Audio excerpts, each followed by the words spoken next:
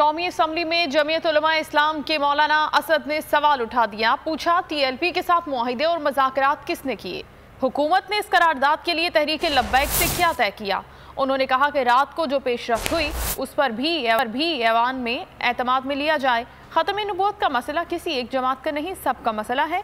करारदाद के दूसरे मतन का हिस्सा नाकाफ़ी है, उस पर तजावीज़ देना चाहते हैं।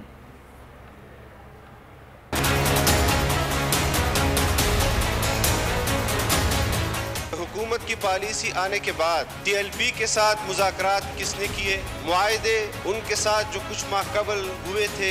हमारा मुतालबा पार्लियामान के अंदर आपसे यही था कि उन मुआहदात को आप यहाँ पर पेश करें, उन नुकात को आप यहाँ पर लाएं कि क्या मुआहदात हुए हैं। हुकूमत ने तहरीक लब्बैक पाकिस्तान से कौन से ऐसे मुआहदात किए हैं कि आज जब उस मुआहदे के 3 महीने मुकम्मल होने को जा रहे हैं तो वो 3 दिन पहले मुल्क में खून बहाने के लिए भी इधर से गुरेज नहीं कर रहे। मीडिया पर पाबंदी लगाई गई।